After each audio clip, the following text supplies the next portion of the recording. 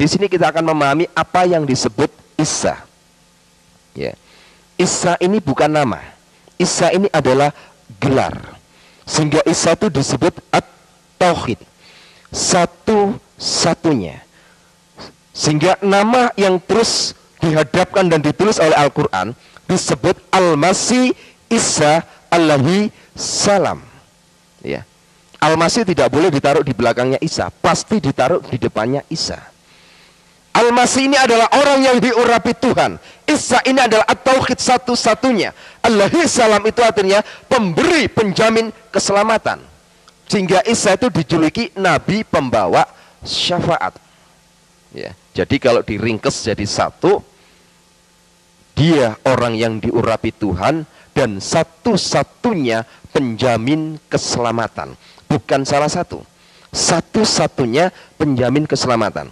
Di Indonesia ini dipercaya oleh saudara-saudara kita di Bani Kedar, itu ada 25 para nabi dan rasul. Dan hanya ada 2 gelar nabi, yaitu Isa dengan Muhammad. Isa punya gelar AS, Muhammad punya gelar SAW.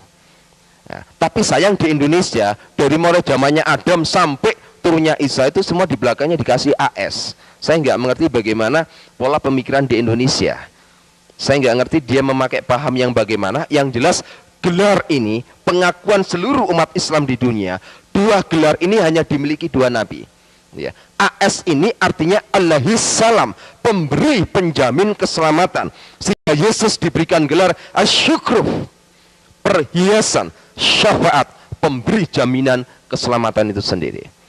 Muhammad itu diberikan gelar SAW, Sallallahu Alaihi Wasallam, artinya adalah peminta jaminan keselamatan. Ini perbedaannya. Sehingga Muhammad diberikan gelar Nabi pembawa salawat. Yang satu Nabi pembawa syafaat, yang satu Nabi pembawa salawat. Ya. Syafaat ini bergerak untuk memberikan doa kepada seluruh umat manusia. Salawat ini peminta doa bagi seluruh umat manusia. Ya. Setiap habis orang sholat wajib hukumnya baca salawat. Setiap orang habis ngaji wajib hukumnya baca salawat. Allahumma sholli ala sayyidina Muhammadin wa ala ali sayyidina Muhammad ku anfusakum wa alinkum naro. Ya Allah, selamatkanlah junjunganku Muhammad, wa ala alihi, selamatkan juga sanak kadang keluarganya, ya. Wa sahbihi, selamatkan juga para sahabatnya, ya. Ku anfusakum wa alinkum naro, dari ancaman Allah yang berupa neraka. Jadi kita tinggal memilih, mau memilih nabi yang membawa syafaat atau mau memilih nabi yang membawa sholawat. Tinggal kita memilih, dan kita menawarkan kepada umat manusia, bukan menawarkan agama. Agama tidak bisa menyelamatkan manusia, tapi kita tawarkan, mau meneruskan, mengikuti teladan junjungan yang akan memberikan jaminan keselamatan itu sendiri, atau meminta jaminan keselamatan itu sendiri.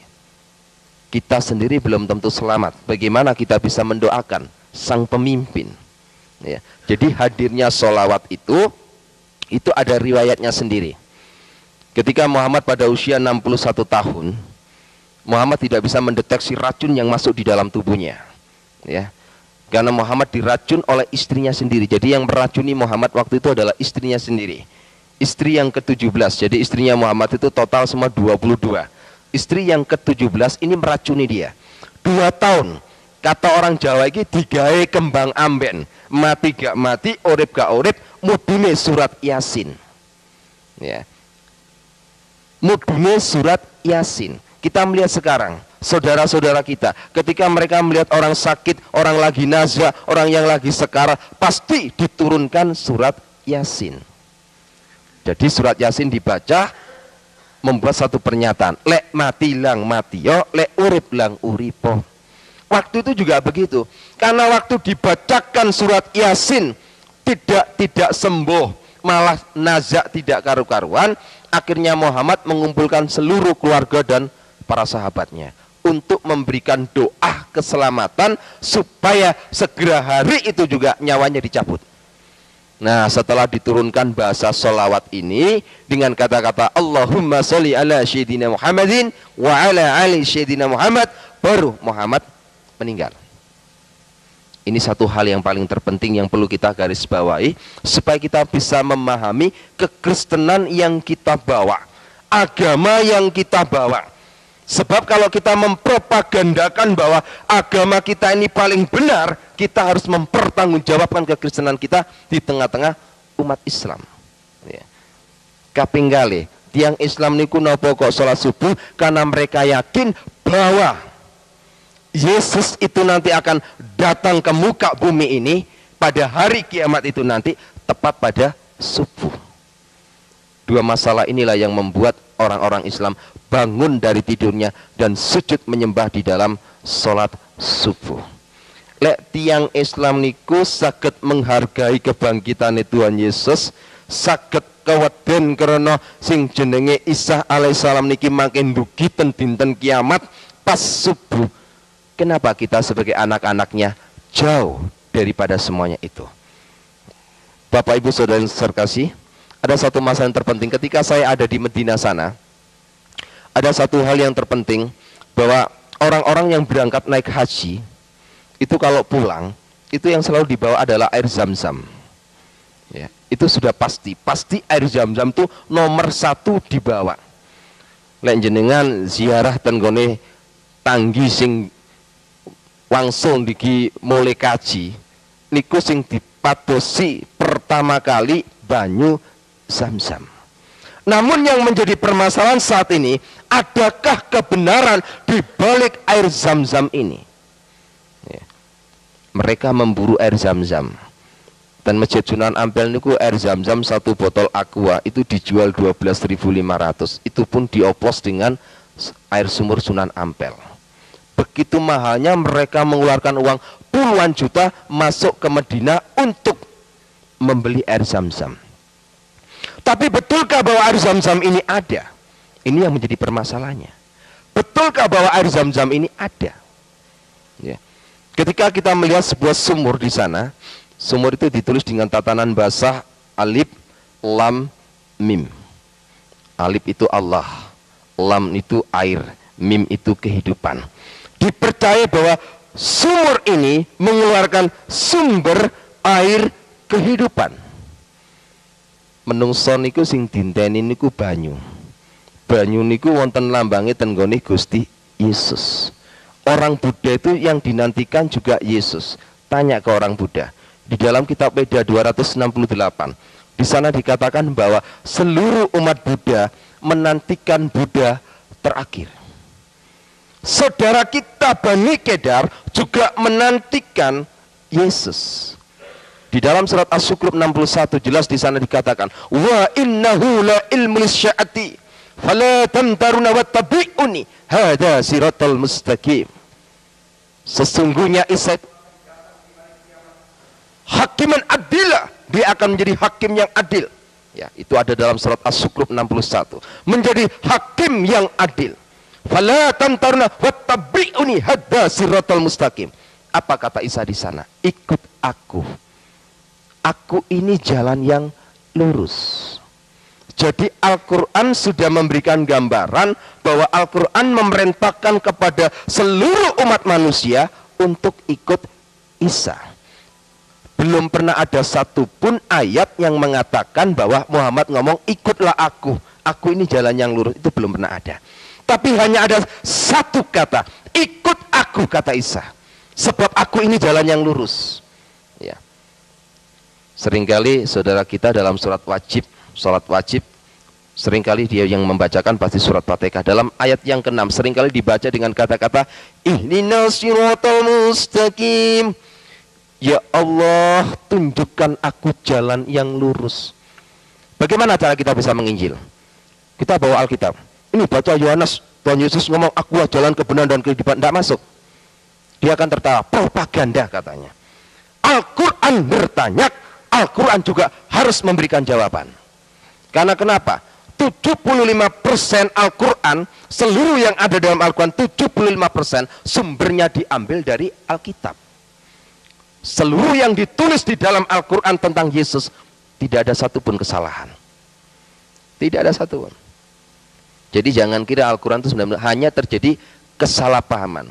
Contoh kecil, kalau kita melihat acara Idul Adha, menurut Islam yang disembelih itu adalah Ismail. Menurut orang Kristen yang disembelih ada Iska. Kalau saya sudah lagi bicara bau masakan gini, perut saya keroncongan malian. Ya. Tapi benarkah ini? Coba tanyakan ke saudara-saudara kita di Bani Kedar. Ya, saudara kita di Bani Kedar tuh kalau lagi bicara, itu pasti yang ditanya hanya satu, endi dalile. Nah, bapak-bapak itu juga tanya begitu. Endi dalile nang Al-Qur'an lek sing dibeleh iku Ismail. Dudukno dalile, dudukno ayate, dudukno kitabe.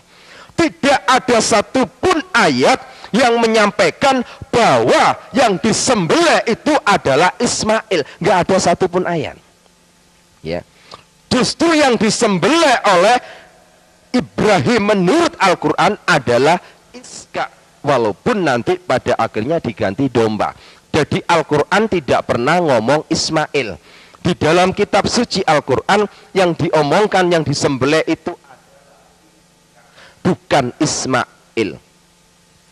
Ada banyak contoh kecil orang Islam tidak percaya kepada penyaliban. Bagaimana mungkin? Tidak ada satupun ayat Al-Quran yang tidak mengakui bahwa Yesus itu tidak disalib. Al-Quran mengakui mulai dari kelahiran, keselamatannya, dari penyaliban sampai dibangkitkan hidup kembali. Rabbana atina fid dunya hasanah wa fil akhirati hasanah wa qina adzabannar. Kalau kita melihat di dalam surat Maryam 33, kalau saya terjemahkan dalam bahasa Indonesia, jelas di sana dikatakan, selamatlah ketika aku dilahirkan, kata Isa. Selamatlah ketika aku mati. Selamat pula ketika aku dibangkitkan hidup kembali. Dan pada ayat 34 jelas di sana dikatakan, Isa fa innahu rakhulul kalimatu. Isa selalu mengatakan perkataan yang benar, yang mereka selalu berbantakan kebenaran itu. Dan dia adalah rohnya Allah itu sendiri. Dan dia adalah kalimatuhu nurjana. Dia adalah firman yang hidup dan cahaya surgawi. Itu Isa. Setelah saya banyak hal, 3 tahun ketika saya di Afghanistan, ada banyak pembicaraan dari tokoh-tokoh Islam di sana. Kenapa orang Islam itu bisa benci sama orang Kristen? Satu, timbulnya roh iri hati. Tidak ada satupun ayat Al-Quran yang membicarakan bahwa umat Islam ini dijamin keselamatannya. Tidak ada satupun. Dan tidak ada satupun mengatakan bahwa bangsa Arab ini adalah umat pilihan yang diberkati oleh Tuhan. Ini enggak ada. Mereka iri. Mereka bertanya, untuk apa aku percaya kepada Al-Quran? Kalau Al-Quran ternyata membicarakan agamanya orang lain, membicarakan umatnya orang lain, membicarakan junjungan lain. Hal sesuatu yang enggak masuk akal. Muhammad ditulis di Al-Quran itu cuma 2%. Yesus ditulis di Al-Quran 75%. Sesuatu yang aneh. Harusnya itu Yesus ditulis 2%, Muhammad ditulis 75%. Ini keterbalikannya. Sehingga banyak orang Islam mulai berpikir, kenapa kok bisa begini? Dia terus cari. Dia kepingin tahu, diberkatilah ala Abraham, ala Yakub, ala Iska, dan harus ditambah ala Ismail. Al-Quran tidak pernah menemukan dan menulis satu ayat pun tentang diberkatilah ala Ismail. Selalu dikatakan diberkatilah ala Abraham, ala Iska, dan ala Yakub. Di manakah Ismail? Mereka protes. Mereka protes, kenapa Tuhan ini enggak adil? Sangat-sangat tidak adil. Di mana letak Ismail? Kalau kita mau kembalikan kepada Alkitab, Al-Quran ini merespon dengan kejujurannya. Kenapa? Karena Ismail menurut Alkitab memang tidak pernah ada berkat. Ya. Berkat yang dicurahkan Tuhan kepada Ismail dikarenakan satu hal, permintaan dari bapaknya. Kalau bapaknya tidak minta berkat kepada Tuhan untuk dicurahkan kepada Ismail, Tuhan nggak akan memberkati Ismail. Jadi Tuhan memberkati, menganugerahkan kepada Ismail karena permohonan Ibrahim. Sehingga Al-Quran tidak pernah, mereka mulai bingung. Kenapa? Dari kecemburuan inilah akhirnya mereka membuat satu hal yang sangat paten. Al-Quran tidak boleh dibahasakan. Al-Quran harus dibahasakan sesuai dengan bahasa aslinya. Apa yang terjadi di Indonesia? Terjadilah sebuah tatanan bahasa Iqra, tata cara membaca Al-Quran. Baca tok itu sudah ibadah, baca tok itu sudah dapat pahala. Di akhir zaman wong Kristen melok-melokan Iqra, Alkitab cuma dipoco tok, ora dilakoni. Kalau menurut orang Islam baca Al-Quran ini dapat pahala dan ibadah. Menurut keyakinan orang membaca Alkitab ini bukan ibadah, ini bukanlah pahala. Sebab apa? Moco gak dilakoni ya percuma. Ya, banyak kan salah tafsir jemaat kepada pendeta. Pagi kita baca satu pasal, ya sudah dibaca satu pasal, mari ditutup sudah selesai. Enggak ubahnya kan seperti mereka Iqra. Dan ketika sumur yang ada di sana itu disebut sumur alif lam mim. Coba periksa nanti di Al-Quran, tidak ada satupun ahli penterjemah yang berani mengatakan ini. Enggak ada, enggak ada. Dan air sumur yang masuk ke Masjidil Haram itu tempat untuk orang-orang air berwudu. Ya, itu di pagar betis. Jadi sumur itu tidak boleh dilihat oleh satupun juga. Jadi orang-orang yang berangkat naik haji itu hanya lihat dari luar pagar betis. Sebagai mitos dia percaya bahwa sumur itu mengeluarkan sumber air kehidupan yang disebut air Zam-Zam. Yang boleh masuk ke sumur itu melihat, yang boleh masuk di dalamnya Ka'bah itu hanya ada dua turunan, habaib dengan syekh. Ulama besar pun tidak akan boleh masuk kalau tidak mempunyai gelar habaib.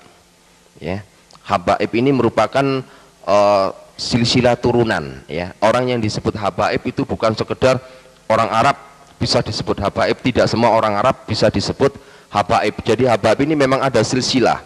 Orang kalau berani memberikan nama habaib berarti orang itu pasti mempunyai faktor keturunan dari Muhammad itu sendiri, disebut habaib. Kebetulan kami sendiri dari keluarga habaib, jadi kami mendapat izin respon positif untuk melihat sumur itu selama saya ada 4 tahun di sana. Apa yang terjadi? Jadi di sumur yang besar itu, di dalam sumur itu nggak ada airnya, kosong, kering. Yang menjadi pertanyaan kita saat ini, lantas yang dibawa orang-orang yang pulang naik haji ini apa? Ya, padahal dia yakin diambil dari sumur ini, padahal sumur ini kosong. Ternyata dari dam yang besar ini disuling oleh orang-orang Arab. Ya, disuling untuk dijadikan air Zam-Zam. Jadi sebenarnya yang dibawa oleh orang-orang pulang dari Mekah masuk ke Indonesia ini bukan air Zam-Zam yang ada di dalam sumur ini, tapi yang benar adalah air Zam-Zam made in PDAM Arabia. Jadi memang itu air PDAM, bukan air Zam-Zam yang ada dalam sumur ini. Sesuatu hal yang sangat mengerikan, tapi mereka begitu percayanya, yakin.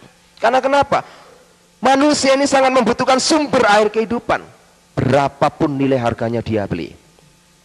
Kita harus berbangga jadi orang Kristen, karena kita mempunyai alas sumber air kehidupan gratis. Tapi banyak orang Kristen tidak mau dikasih gratis. Banyak tidak mau. Ya, banyak sekali tidak mau. Ya, saya pernah diundang di sebuah gereja. Saya ketika menyoroti, saya hanya memberikan satu perumpamaan. Tadi ada beberapa jemaat itu tersinggung.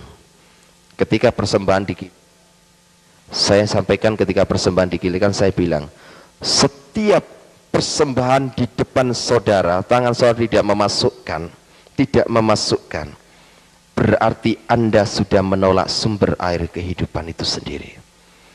Nah, menolak sumber air kehidupan itu sendiri, padahal gratis. Saudara kita di Islam berapa puluh juta untuk naik ke Mekah, yang dibutuhkan cuma satu, air Zam-Zam. Ya. Orang-orang yang berangkat ke Mekah itu sebenarnya tidak lebih dari sebuah ziarah dan tur saja. Ya. Setelah itu dia putar Ka'bah 7 kali keliling Ka'bah. Dia putar. Kalau bapak-bapak ibu-ibu lagi ke sana, kalau melihat orang-orang di sana, itu kalau kita duduk termenung, saya pernah sama teman-teman saya, beberapa santri di sana, duduk termenung sambil berpikir. Ketika orang-orang itu putari Ka'bah, lempar batu zumbro, itu mulai saya berpikir, pikiran saya hanya satu, kenapa permainan anak kecil ini dibawa ke sini? Coba anak kecil itu kan sebenarnya muter-muter, habis muter keliling Ka'bah, 7 kali keliling, setiap orang mencium Hajar Aswad. Rebutan ngambung Hajar Aswad itu rebutan. Hajar Aswad itu dihuni dari 8.888 jin yang dikepali satu jin yang namanya Huda Al-Fitri. Ngambung jin rebutan. Bojone gak tahu diambung, jin diambungi nang kono. Harus gak lumayan lah wong-wonge. Ngambung jin itu lo rebutan. Ya ini kan mulai pikiran manusia ini perlu diperiksakan ke psikiater. Jin diambung rebutan. Loh betul, orang mencium Hajar Aswad itu tidak semua orang naik haji bisa. Rebutan itu Hajar Aswad ya. Habis mencium Hajar Aswad, berangkat beberapa kilo, ambil batu. Nah ini kan bulinannya arek cilik nih. Ambil batu, di situ ada batu besar. Di sini ada tembok sedikit pemisah, di sini ada batu kerikil, zumroh. Batu kecil dia batu gede. Kayak. Jadi dia melempari terus batu-batu itu dianggap. Jadi dia melempar, disebut pelemparan batu zumroh. Mulai hati saya bertanya, ketika orang-orang itu percaya bahwa setiap pagi batu zumroh kerikil itu ada di situ lagi. Dan tanyalah orang itu pada juru kunci, apa jawabnya orang-orang di sana? Batu zumroh niki mudhun swarga. Saya mulai berpikir, mosok Gusti Allah ku ngurusi kerikil untuk swarga. Coba kita berpikir, swarga iki lho apa nggone kerikil? Mosok Gusti Allah iki gak duwe kerikil nang bumi, cek adohe ngedokno kerikil tutup. Ini hal yang gak lazim. Padahal apa? Setiap hari itu dibuat lempar habis. Tapi setiap malam batu yang dilemparkan sana dibawa juru kunci lagi, dimasukkan sini lagi. Ya, perputaran. Dan orang-orang yang naik haji ke sana itu saya mulai berpikir, kenapa ya mereka kok begitu ya? Sampai-sampai di sana itu banyak orang yang menghadap kepada makamnya Nabi Muhammad itu banyak. Ada yang minta pesugihan, ada yang minta supaya tokonya laris, ada yang minta proyeknya bisa berhasil, ada yang minta nomor togel. Banyak hal di sana. Iya, banyak hal. Sampai-sampai ada seorang, sebab masalah di sana itu banyak tengkulak-tengkulak pedagang-pedagang yang gaya menipu. Orang Indonesia ini kan mudah dibodohi. Kejelekannya orang Indonesia ini percaya pada mitos yang over berlebihan. Tasbih, orang Arab tuh nggak kenal sama tasbih. Di Masjidil Haram tuh nggak ada orang sholat pakai tasbih, itu nggak ada. Adanya di Asia Tenggara khususnya Indonesia. Jadi tasbih itu diambil dari Indonesia, dibeli oleh orang-orang Arab dari Arab, dibeli lagi sama orang-orang Indonesia.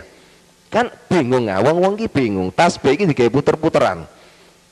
Tapi dia yakin, dia nggak peduli tasbih ini dari mana saja, asal tersentuh dengan tanah suci Mekah, dia yakin ada kekuatan di sana. Nah inilah satu hal mulai saya bertanya dalam hidup saya. Sumur ini saja sudah membohongi umat manusia. Tapi satu hal, ada rasa ibadah dan prihatin. Mengapa saudara-saudara kita ini yang saat ini membutuhkan air kehidupan, kita yang memegang air kehidupan, kenapa kita tidak memberikannya? Mereka saat ini haus. Ya, apa yang ditulis, yang diramal oleh kitab Nabi Amos, Tuhan katakan jelas di sana.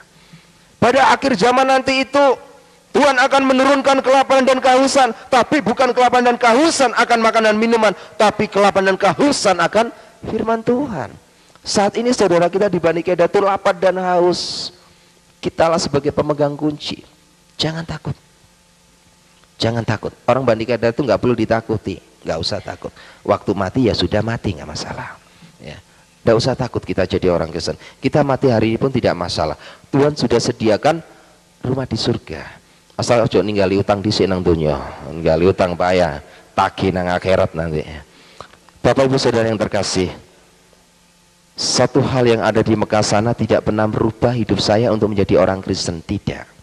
Ya, saya memang mulai ada rasa kesyakan, tapi bukan berarti saya kepingin melirik agama Kristen untuk menjadi pilihan agama saya, tidak juga. Sebab di mata hati saya tetap menganggap bahwa Kristen itu adalah agama kafir, mentuhankan manusia, mentuhankan seorang nabi, Tuhan kok punya anak, berbagai banyak hal. Sehingga mulai saya menyelidiki untuk melihat Yesus sebagai Tuhan tidak bisa melalui sekolah teologi. Saya nggak percaya, sangat-sangat nggak percaya kalau sekolah teologi bisa membuktikan bahwa Yesus itu Tuhan. Saya pun tidak percaya kalau sekolah teologi bisa membedah Allah Trinitas. Mulai zaman kecil saya sampai sekarang, perdebatan Allah Trinitas terus terjadi. Karena kenapa? Terlalu banyak teori. Kekristenan kita ini hanya ada satu, memiliki Roh Kristus. Kita punya talenta, punya karunia, apa saja kalau hati kita nggak ada Roh Kristus, itu namanya pembohong. Apapun yang kita perbuat, Roh Kudus akan bekerja. Ketika saya diundang oleh Ki Haji Mansuri di Pondok Pesantren Al-Fatah di Pasuruan pada tanggal 11 November waktu itu, pertemuan membahas Allah Trinitas. Banyak orang teologi mengatakan itu kayak matahari, kayak rokok, kayak apalagi banyak perumpamaan Allah Trinitas, semua difatalkan. Saya hanya katakan, subhanallah, Allah Trinitas adalah Allah Trinitas, tidak bisa disamakan dengan satupun. Allah yang saya sembah adalah Allah yang esa. Allah yang saya sembah, Allah yang tidak bisa dilihat. Sampai sekarang anak saya Nur Saida itu, anak saya yang pertama, ya, dia anak pertama yang baru masuk di sekolah SMA Negeri 5 Surabaya, itu barusan masuk Kristen, tapi dia sudah memenangkan banyak jiwa teman-temannya. Dia sudah dibentuk menjadi laskar yang begitu kokoh. Ketika anak saya didatangi oleh teman-temannya Islam di SMA, dia tanya, kebetulan di ruang tamu ada sebuah poster gambarnya Tuhan Yesus. Anak-anak saya ditanya oleh teman-temannya, ini adalah jebakan, berhati-hatilah.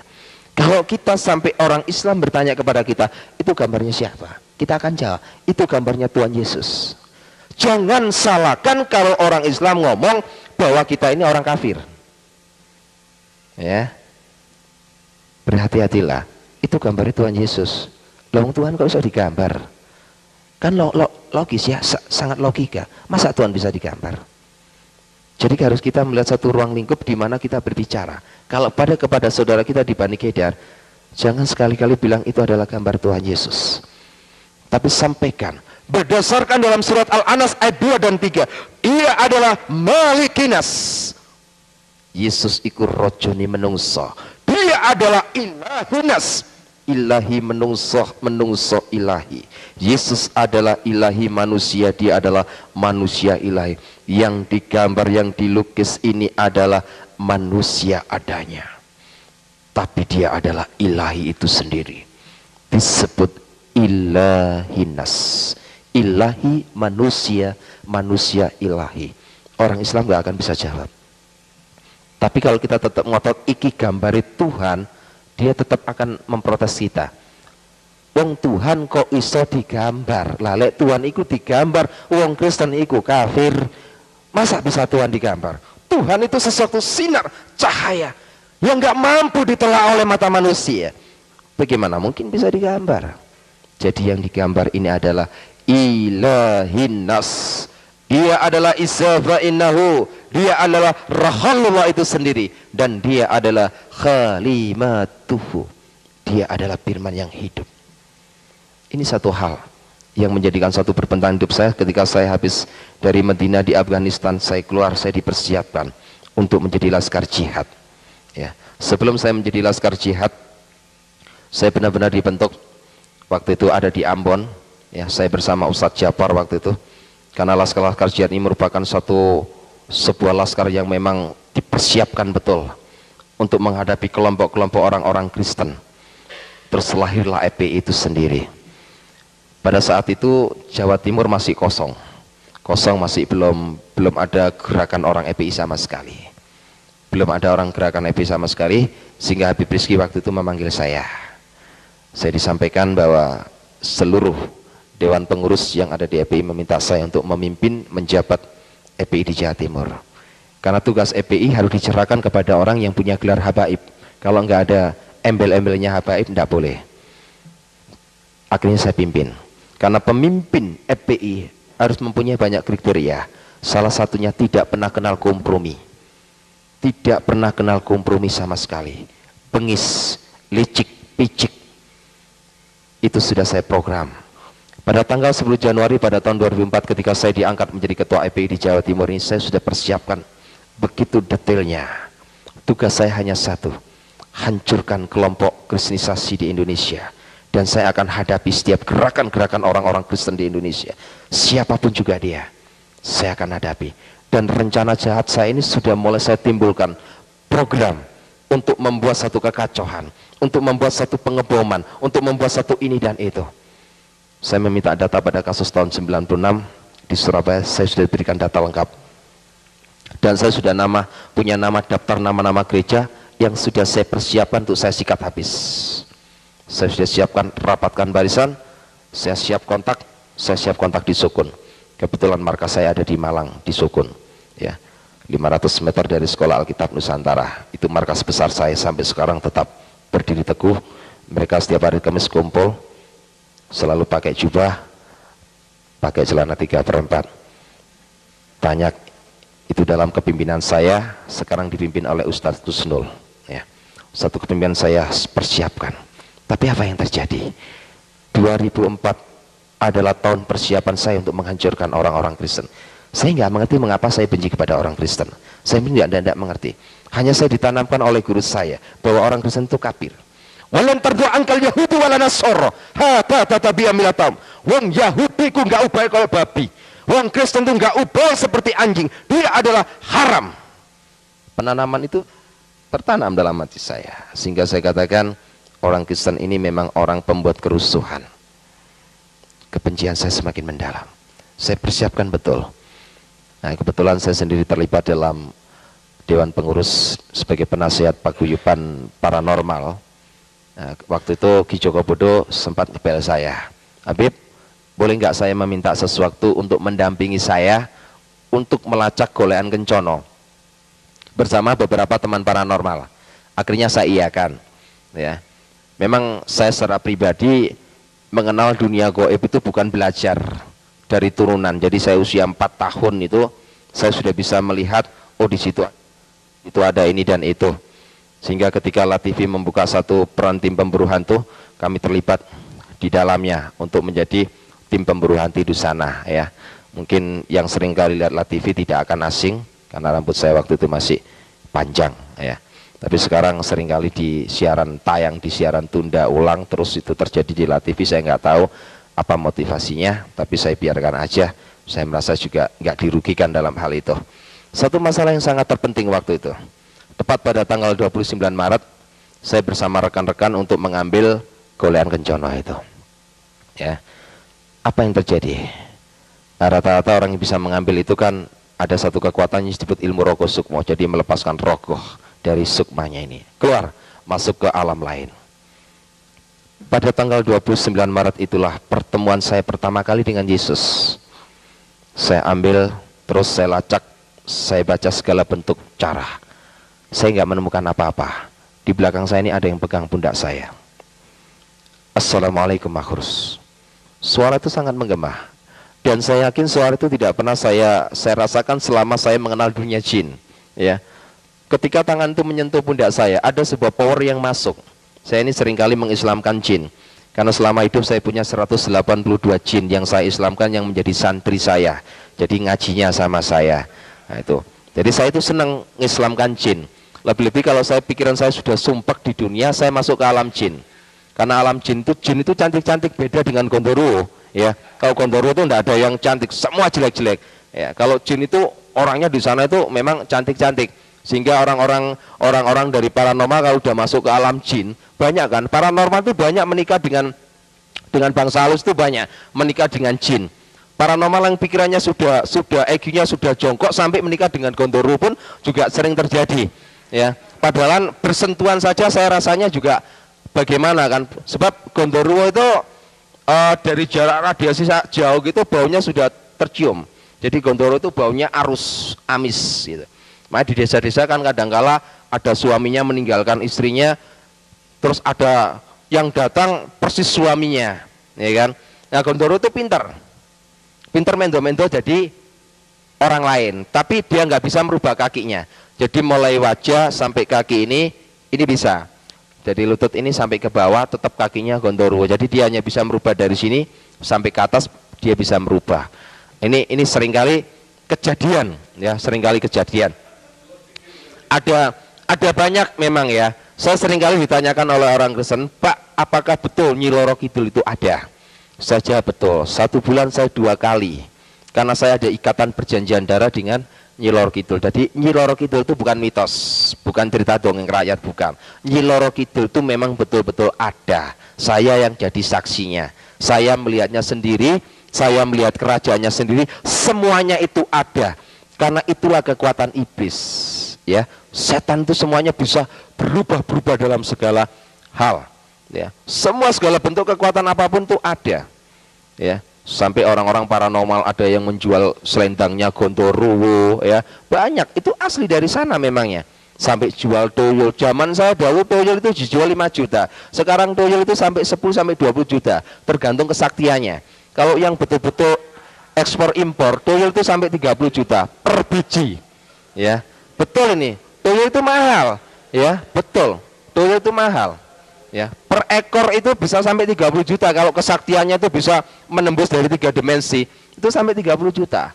Jadi toyol itu juga punya ilmu. Kalau yang paling murah itu 10 juta, paling murah, ya, paling murah. Biasanya kalau paling murah itu yang jadi korban istrinya, ya. Istrinya itu tubuhnya enggak pernah bisa gemuk, kurus saja. Karena kenapa? Toyol ini sering ngempeng, kata orang Jawa itu ngempeng, ya, ngempeng ke istrinya, ya. Berhati-hatilah, ya. Jadi kalau ada orang kurus perempuan, berhati-hatilah, jangan sampai ngingu toyol, ya, jangan sampai, ini bahaya, ya, ini sesuatu yang bahaya. Bapak-bapak, ibu, saudara sekalian, satu hal yang sangat perlu kita garis bawahi. Setelah Tuhan memberikan satu hal kepada saya toleh ke belakang, dia menyodorkan tangannya, inikah yang kamu cari? Sebelum saya masuk ke alam gaib, itu yang namanya golean kencono itu sudah diseket, gambarnya seperti demikian. Tapi di tangan orang itu saya tidak melihat gambar seperti golean kencono, persis seperti roti, ya. Saya mulai berpikir, bukan itu yang saya cari. Dia tetap ngomong, ambil ini. Dia tetap ngotot. Saya hanya melihat tangan waktu itu, tangan dan suara.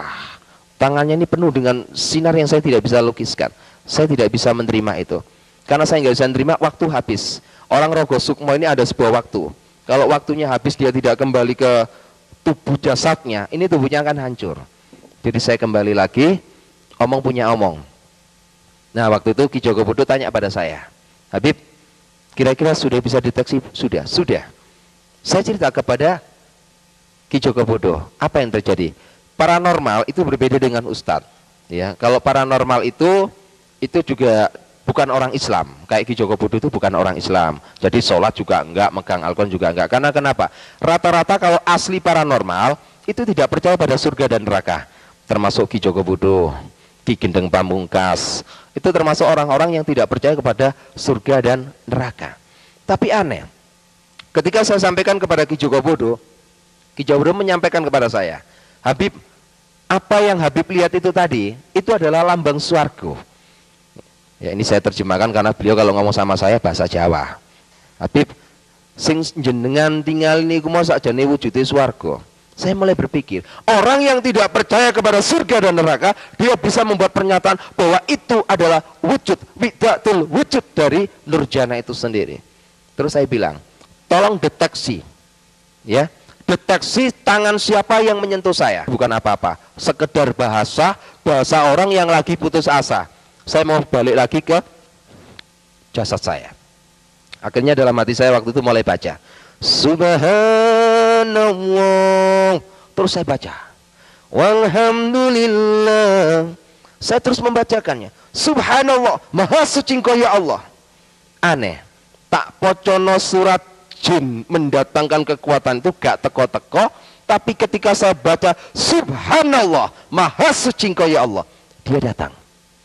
Ini mulai jadi perhitungan saya. Di pojokno surat jin gak teko, di pojokno Maha Suci datang.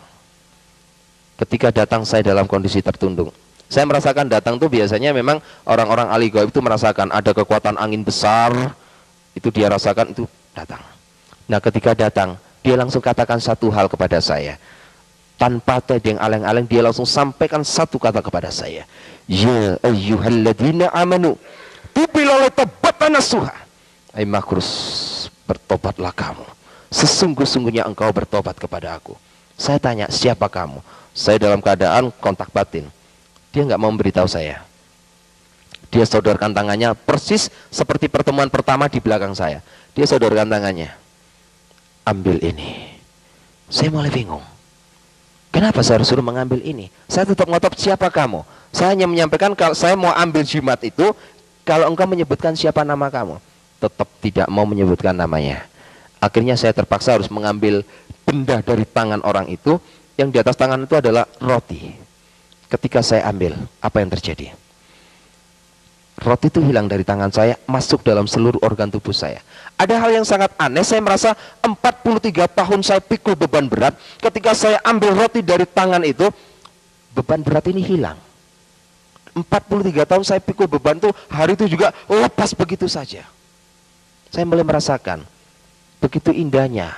Kalau saya boleh pinjam bahasanya orang Jawa, setelah saya ambil jimat itu, ada kekuatan yang luar biasa. Pikulan ini hilang, beban ini hilang. Saya merasakan ada sebuah kedamaian yang tidak pernah saya miliki selama hidup. Sebab kedamaian dan kebahagiaan selama 43 tahun itu adalah sebuah kedamaian yang hampa, semu, palsu. Tapi setelah saya menerima jimat itu, saya merasa ada satu kekuatan yang Masya Allah, luar biasa. Akhirnya saya tanya, siapa kamu? Baru dia katakan kepada saya. Dia katakan begitu indahnya dengan tegas seperti yang saya sampaikan tadi. Isa fa innahu, aku yang selalu mengatakan perkataan yang benar kepada kamu. Roh Allah, aku adalah roh Allah itu sendiri. Wa khalimatu, aku adalah firman yang hidup. Saya tersujud tersungkur kepadanya.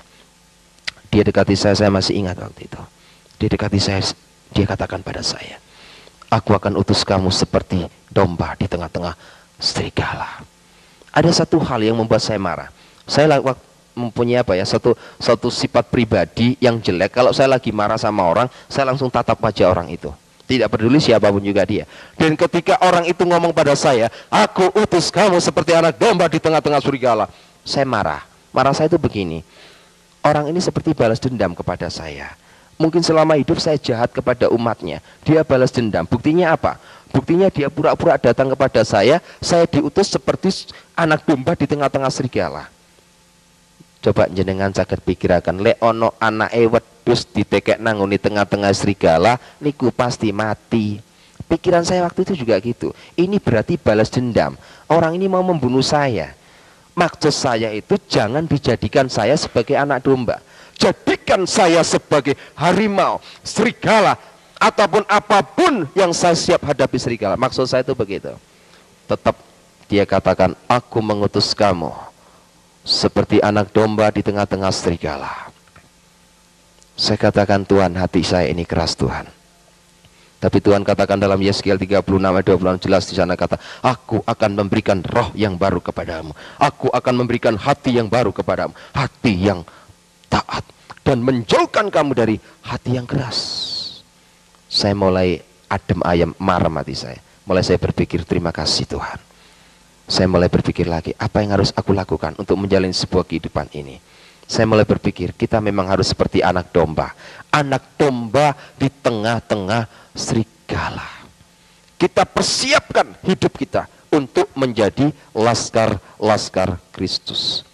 Sehingga apa yang menjadi kejahatan saya, yang sudah saya program pada tahun 2004, Tuhan fatalkan. Akhirnya saya mau ambil keputusan, ikut Yesus. Apa yang terjadi? Saya tidak bisa diterima oleh istri sama 5 anak saya.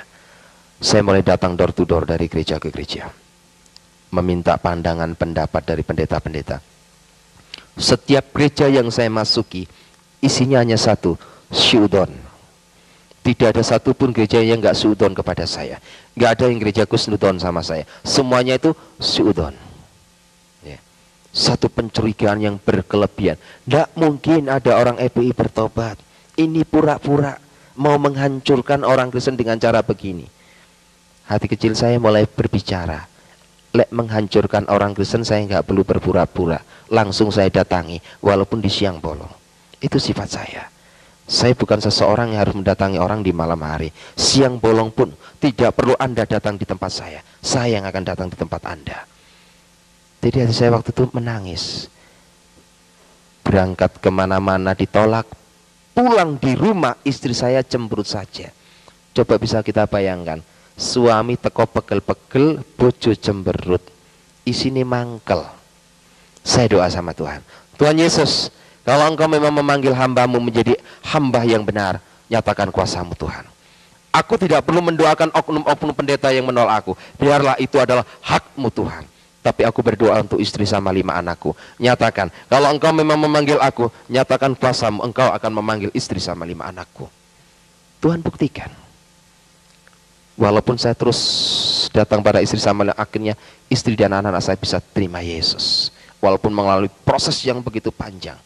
Akhirnya saya tawari dibaptis. Baptis saya, istri sama 2 anak saya berangkat dibaptis. Ketika saya pulang dari baptisan, apa yang terjadi? Pikiran istri saya, orang habis dibaptis itu ada damai, ada berkat, ada begini. Namanya orang masih awam. Apa yang terjadi? Rumah sudah hancur. Dihancurkan oleh orang-orang lebih. 3 anak saya masih kecil-kecil sampai dempis di lemari. BRT sama RW tidak bisa berbuat apa-apa. Karena pasukan FPI hampir 2 truk turun lapangan. Rumah saya diobrak-abrik. Saya berlutut di hadapan Tuhan. Hampir 3 bulan saya mengalami peperangan. Setiap pagi saya harus kerja bakti. Sebab di depan rumah itu dibuang kotoran manusia. Setiap pagi saya bersama istri anak-anak saya kerja bakti. Terima kasih Tuhan. Akhirnya keluarga besar saya dari Bangkir memberikan 1 delden. Hari ini engkau keluar dari rumah itu tanpa membawa apa. Atau kamu kembali kepada habitatmu. Kalau tidak, out, keluar. Tepat jam 11 malam. Tidak ada negosiasi lagi.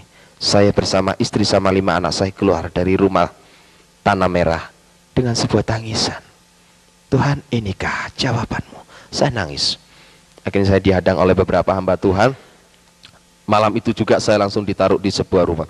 Banyak hamba-hamba Tuhan menawarkan saya, Bapak berangkat ke Pulau saja supaya lebih aman Pak. Ada yang sembunyi dulu Pak, lebih aman Pak. Saya berdoa pada Tuhan, Tuhan kemana engkau taruh aku Tuhan? Apa kata Tuhan? Kamu jangan kemana-mana Markus, tetap di Surabaya. Sebab akulah Tuhanmu. Akulah Tuhanmu. Tidak sehelai rambut pun akan jatuh dari tubuhmu. Tidak aku kehendaki. Saya buktikan itu. Setelah saya pindah dari Tanah Merah ke Sitoyoso, saya jalani hidup bersama istri saya. Walaupun terus intimidasi, teror terus terjadi. Tapi apa yang saya lakukan? Saya mulai berkembang, merapatkan barisan dengan salah satu organisasi, ya, bukan organisasi gereja ini, sebuah paguyuban. Saya buka satu pemuritan Islam Meluki di sana, Jaring Jiwa. Mulai dari Rungkut Mapan Tengah, saya buka di Wiyung, saya buka lagi di Margomulyo. Ya, yang terakhir ini saya buka di Margomulyo, sungguh luar biasa. Karena dari 57 karyawan yang ada di situ, tidak ada satupun orang Jawa, semua orang Madura. 3 orang bertobat, yang lainnya masih mau mendengar. Ini sudah rasa cukup. Saya lebarkan sayap sampai ke Jombang. Dan tugas saya sekarang melayani dia. Walaupun sekarang saya menghadapi intimid, tekanan apapun. Lantas bagaimana peran kita melihat kenyataan yang terjadi saat ini? Jangan takut. Awal pertama perjanjian baru dibuka dengan kata-kata jangan takut. Apapun yang dibuat oleh Amrosi Imam Samudra dibenarkan menurut hukum Alkitab. Karena apapun yang dibuat oleh Amrosi Imam Samudra, Abu Bakar Basir dan semua orang-orangnya, ini sudah diramal. Kalau kita kembali pada Yohanes 16 ayat 2, jelas di sana dikatakan, kamu akan dikucilkan. Dan setiap orang yang membunuh kamu menganggap dirinya berbakti kepada Allahnya. Ngerampok, membunuh, ngebom, ini dianggap berbakti kepada Allahnya. Membunuh berteriak Allahu Akbar, ngebom tetap berteriak Allahu Akbar. Ini sudah ditulis dalam Yohanes 16 ayat 2. Tapi ada satu masalah Tuhan Yesus pesankan, ada domba dari kandang lain yang harus aku tuntun juga. Ini permasalahannya. Haruskah kita membenci? Tidak. Apapun yang mereka berbuat, tidak ada kebencian dalam hati kita. Ada domba dari kandang lain yang harus aku tuntun juga. Bahasa harus aku tuntun juga, ini sekarang diamanatkan kepada kita sebagai anak-anaknya. Untuk meneruskan kata-kata harus aku tuntun juga. domba dari kandang lain. Berarti di luar orang-orang Kristen. Itu bisa Buddha, itu bisa Hindu, bisa Konghucu, bisa juga orang-orang Islam sendiri. Ini adalah tugas kita, mengemban tugas amanat agung Tuhan Yesus Kristus.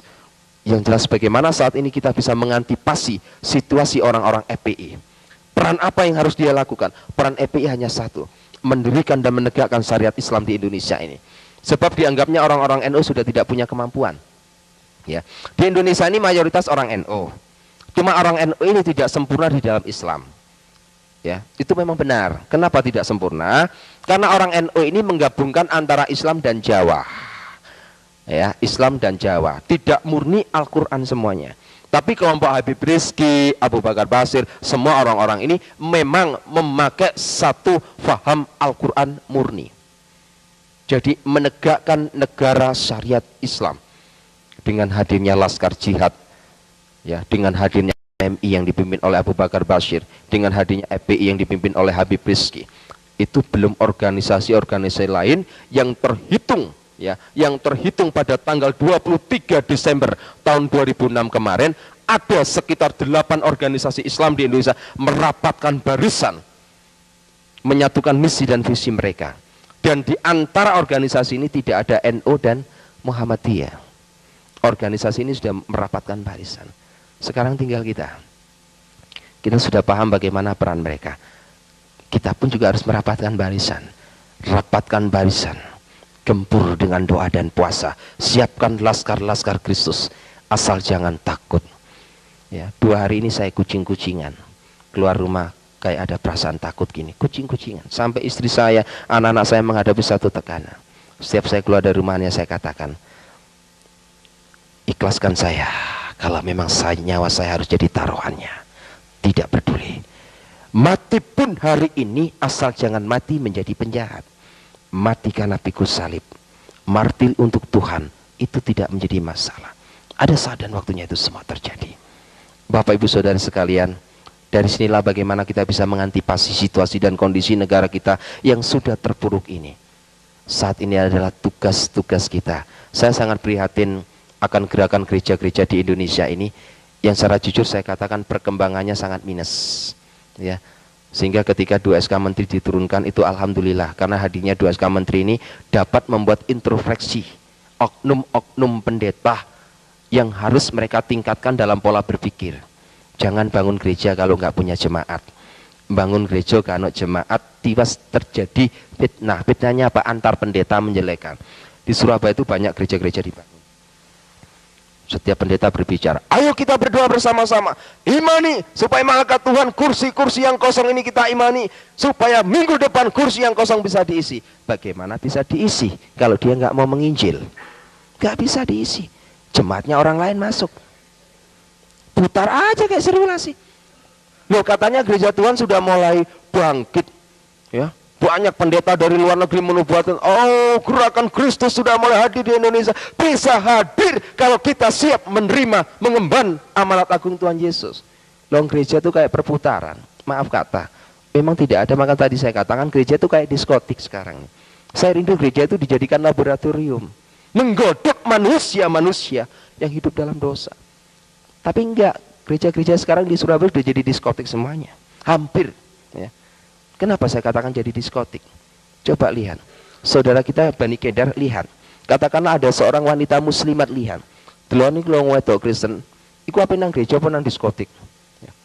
Pakai rok sekian. Kadanglah udolnya sampai ketok kayak wong penyanyi India. Ini satu pengalaman bagi saya.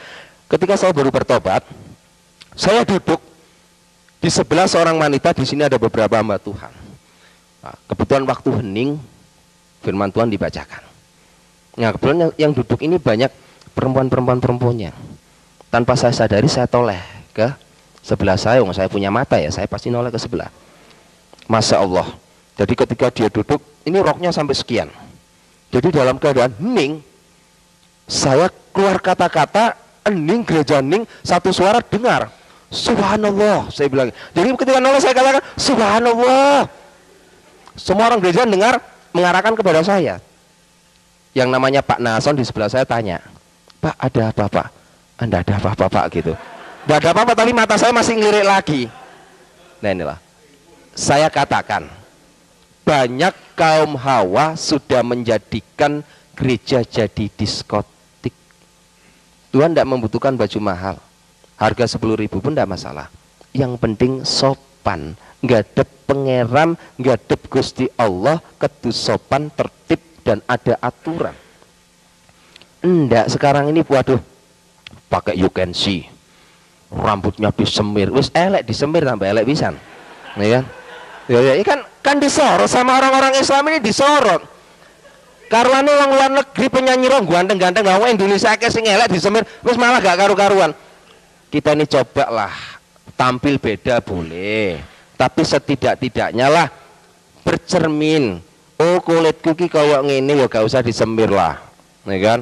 Kadang kala ada yang anting-antingan tindian, gelangan. Loh, ini gereja.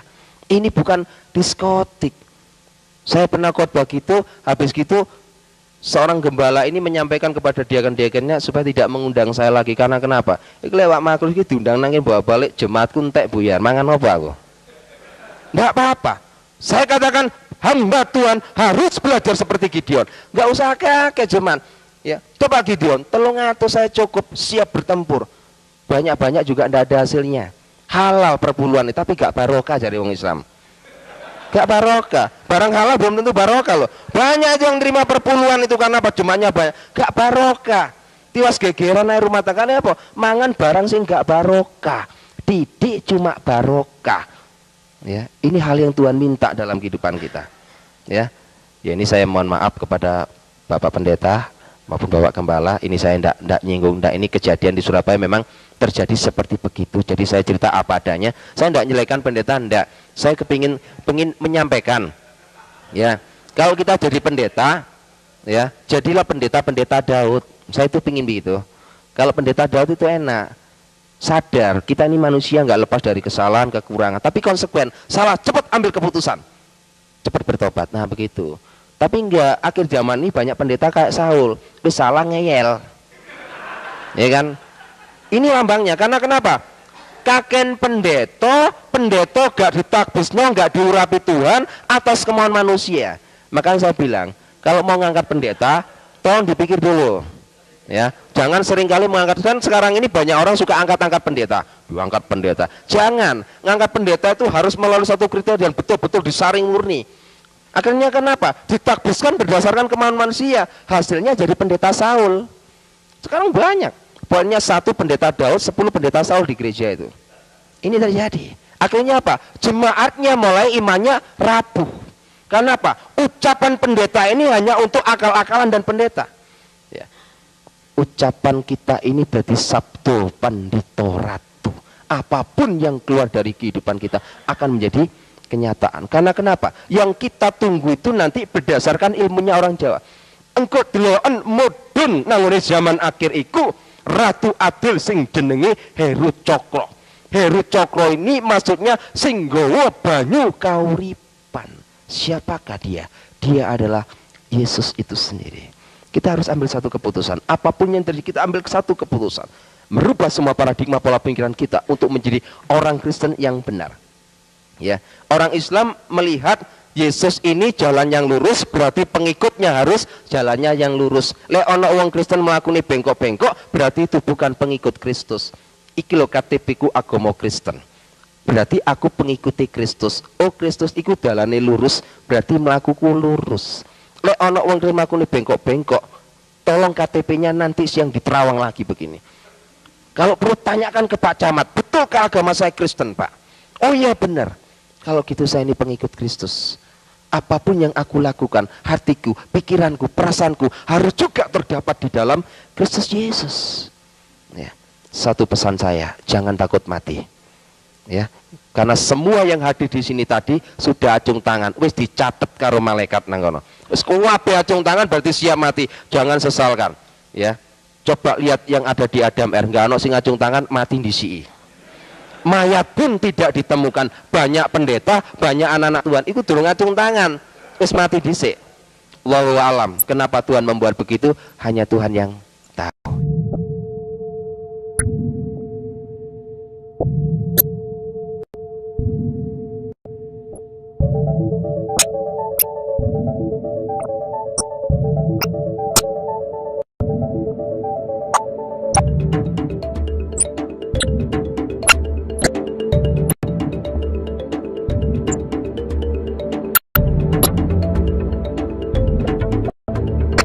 Wabarakatuh.